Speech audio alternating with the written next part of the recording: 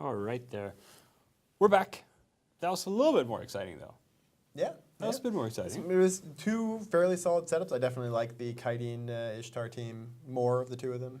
I like the fact that they implemented the armor claymore. It's actually very viable. You've got enough low slots to get a decent armor tank, and it does give you a lot of mids for dams, tracking disruptors, whatever E-war you want to bring, while still bringing bonus skirmish links. Yep. The W-Space team, very similar to the red versus blue team from last weekend. There was a big fan favorite. Then Blaster Gnosis is with MOAs. It's a fun team. I saw the ECM being applied to the Gnosis. I actually can't tell you off the top of my head what type of sensor we gave the Gnosis, because it's kind of an everything ship.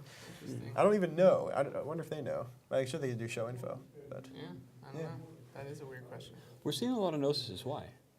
it just does a lot of stuff. Yeah. It's the great thing about it is its slot layout. So it's a 6-6-6 slot layout. So if you armor fit it, you can put in lots of mid slots. You can throw some damps, and you can throw some remote sensor boosters, some remote ECCM. It does a lot in that. You can put it into a Tinker team with heavy missiles and hit out to long range. You can put it in blaster setups like this, and then have some lows for nanos and extra damage mods. And it's just a hardship to kind of understand what you're coming up against until you think about it for a bit and look at how it's the actual setup it's being fielded in. I mean, we're certainly seeing a few of them. Also, by the way, as I mentioned earlier today, we do have a contest running for an Alienware X51. We'll throw up a few words now and then on screen, and you have to collect them at the end of the Alliance tournament and send them in, and you could win this wonderful Alienware machine. But, they're not the only people that can win things. The teams in the Alliance tournament can win things.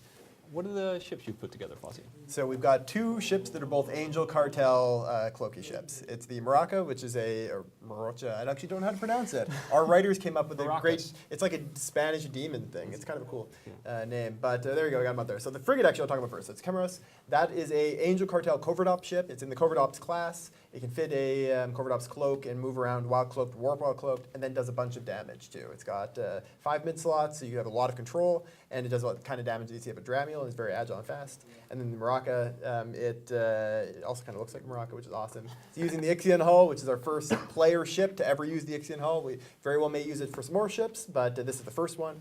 And it does a ton of damage too. It's basically like a better signable that can also Covert Ops cloak. So when you see them decloak, you're about to die. It's just like they've got a whole bunch of them around you in here. This morning, I think someone said that we might actually see these ships on TQ, but we really won't, will we? No, I think you definitely could. I mean, people use the Atana. Yeah.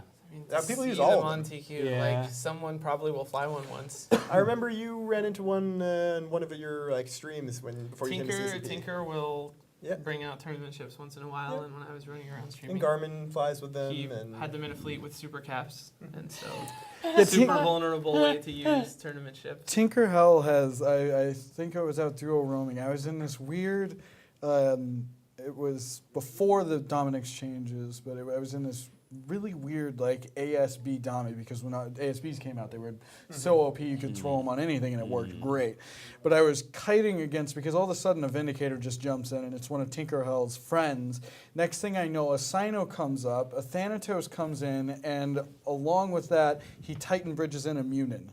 A mutant? A Munin. Or not a Munin, Thought not. what's the rupture hole? The bad one. Mimir. Mimir, thank you. Yes, yes. Thank you. So ever since then, he's just always, whenever I stream, he tries to just Titan bridge. You know how to beat a Mimir? Get more than 5 kilometers away from it. This guy didn't give it any sensor lock range. Yeah, That's true. It's a ship with a medium projectile optimal bonus and 25 kilometers lock range. Well, good fight, Stalker. Good fight. By the way, bringing I'm gonna things fix that it are someday. hyper expensive to fights that you've already won is a good way to lose stuff like Revenants. It's also a good, it's a good way to lose those eventually too, those tournament ships. But that's cool. Tournament ships blowing up is always fun.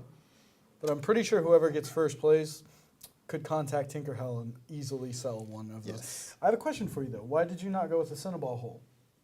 Because this hull is cool Yes. and it's unique and different. It looks amazing. Okay. New models, hot models. Because we had this one available and It's ready. true, it's a hot we could, model. it was one of the art was able to make a really cool skin for it, and we decided to go with that. Fill your hangar with hot models. This is one of them. So no, it's I mean, it looks good, and when we have skins lying around like that and ship models and stuff like that, we need to use them for something, and It's nice to, for once, just not have a different skin on it, but have an entirely different model. And I do think we're going to be using that Ixion hull for more Yeah, things. we should. But this is going to be the first one. Yeah. The first of a few. Well, I'm excited to see the actual stats, not the bonuses. The bonuses look like they're doing what they're intended to do, but I wasn't super excited about the Yatana and Cambion either until I saw like raw stats played in the EFT, see how just absolutely fantastic they are, and I'm sure these will be the My same. task for this, like I gave myself just a sticky note of what I need to do this week, was make overpowered chips for the tournament. So. All right. Well, we got some great chips. Let's look at your votes don't count versus the Ronin. That's the alliances coming up here. Yeah, so this is our first match in the undefeated bracket. These guys have not lost a match yet. And they are, at least the Ronin is. We've seen them around. They're a great team. Tend to do really well. They've beat out Castabouts and CVA. Yeah, and they brought a team that came in second in the New Eden Open. Mm-hmm. And wow, your votes don't count have defeated Circle of Two. That is a pretty good They've record. been quite solid. Yeah, they also have way more points like per match than like Ronin seems to have trouble killing stuff. Edging by. Yeah. Your votes don't count has been bringing a good amount of damage. Yeah, it's been interesting seeing what they've been able to pull out. They had the team against Circle of Two, I think, that really failed to tackle their primary. They're doing great, except that they didn't tackle the Geddon that they were shooting. That just kind of motored away from them a bunch of times, but they still. Which team did that? Your votes don't count. Didn't Okay. make the tackle, Well. but they still won. They just took them a while. They also have one guy whose name is so long that it's interrupting in the Ronin side of the It's screen. just over edging into their space. That's wonderful. Sir Digby Chicken Caesar. It's pretty Something like that. That's very serious. I haven't really seen your votes don't count before. I don't really remember them, but who's going to win? Between this, I'm going to go with the Ronin. Ronin, I think the your votes don't count is a very strong team this year, but Ronin is just a team with a ton of tournament experience. They've come in second in the Alliance tournament and second in the New Eden Open. I think they might get second in this tournament too. Ooh. So the Ronin being RUR from AT6? Yes. Yes. Okay. They've bounced around between, they were RUR, then they were the Ronin, then they're RUR again, Yes. and now they're the Ronin again. Yes. Okay. I'm going with your votes don't count. Because one PL team has to do halfway decent this year. Oh, snap. The Ronin for sure. Yeah, I think I'm going to go with the Ronin as well. I always enjoy watching them, and let's hope they get on to the next round.